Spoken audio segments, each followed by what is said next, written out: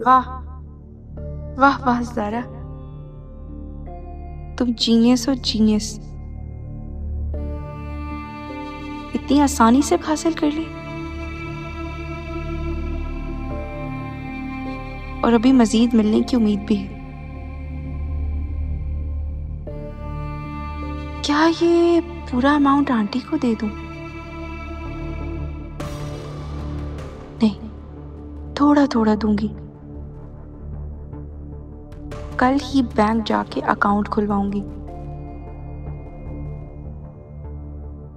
और उन्हें 2-3 लाख पकड़ा दूंगी ताकि बड़ी बीवी काबू में रहे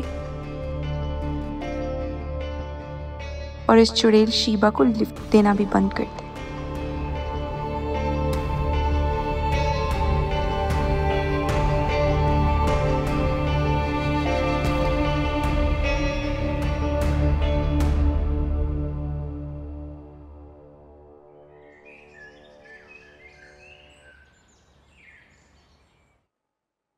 पप्पू चाय।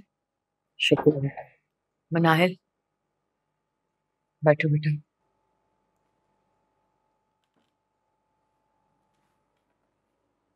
जी बेटा मैं तुम्हारी दोबारा शादी करना चाहती हूँ। मेरी शादी? हाँ, मैं तुम्हारा फर्ज अपनी जिंदगी में पूरा कर देना चाहती हूँ। बेटा तुम अकेली हो और हमारे माशरे में अकेली लड़की को ना जीने नहीं देते।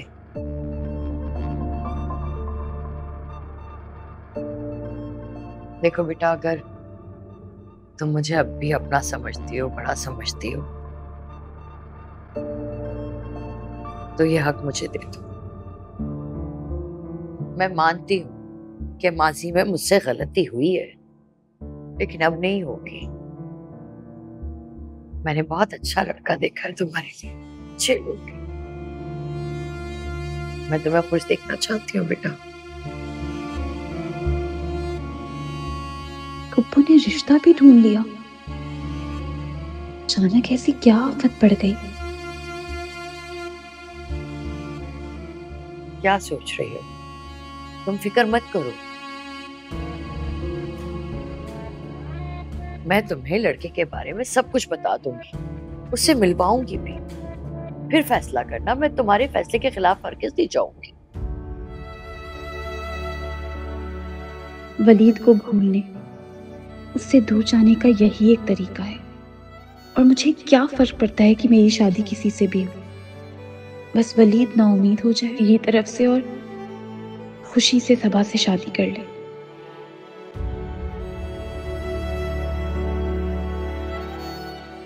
बोलो ना, कुछ तो बोलो।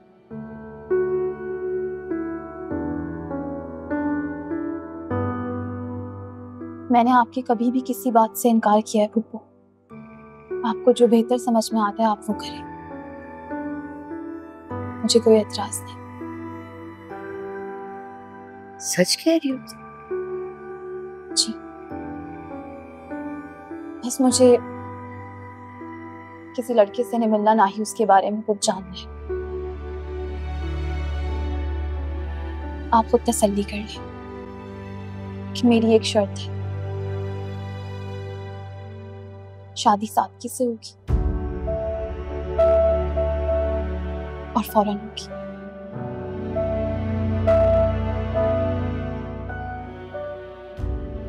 ना मंगनी ना कोई रस्म, सिर्फ निकाह। जीती रहो।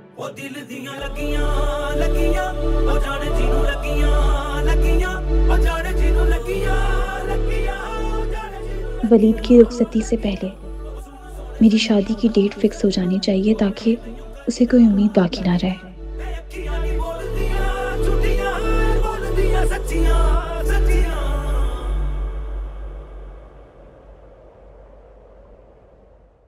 थैंक गॉड तुम मान गई और मुझे फिर से तुम्हारी मोहब्बत मिल गई। वरना मैं तो मायूस हो चुका था। बनता था ना तुम्हारा, डिजर्व करते थे तुम। जो तुमने किया है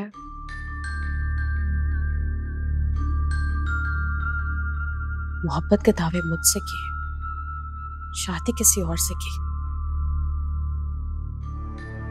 शिवा, मजबूरी थी, बताया तो था तुम्हें।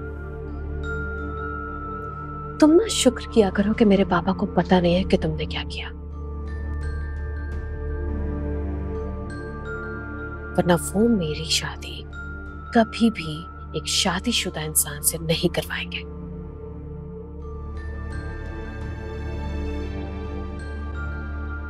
अब ज़ारा को तलाक दे दी है या ये भी झूठ है?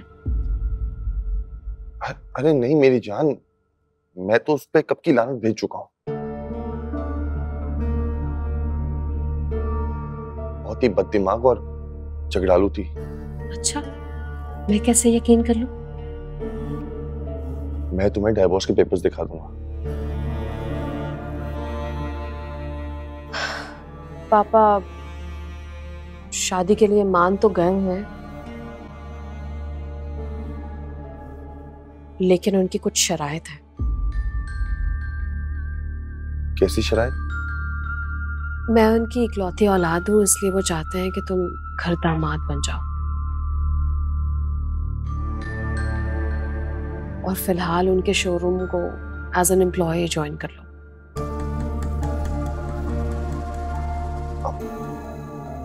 मैं अम्मी से बात करूंगा, क्योंकि तुम तो जानती हो कि मेरे घर में कोई और मर्द नहीं है, इसलिए उनको छोड़ना आसान नहीं होगा। अरे माशाल्लाह, तुम्हारी अम्मी इतनी एक्टिव है, वो रह सकती है खुद से। और मैं नहीं कह रही कि तुम कभी घर ही मत जाना, तुम हर 2-3 दिन बाद चक्कर लगाते रहना, आई वोंट माइंड।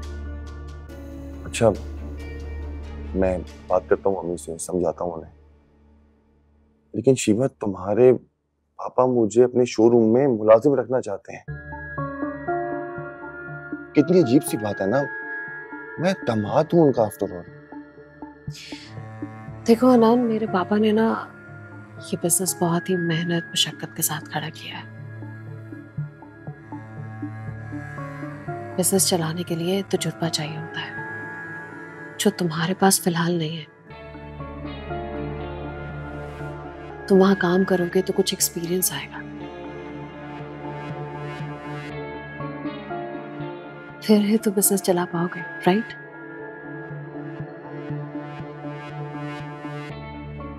देख लो फिर तुम, अगर तुम शराइत मान लोगे तो शादी फौरन हो जाएगी। मैं बात करता हूँ अम्मी से। गुड। मैं तुम्हें कुछ रेफरेंसेस दिखाऊं? देखो।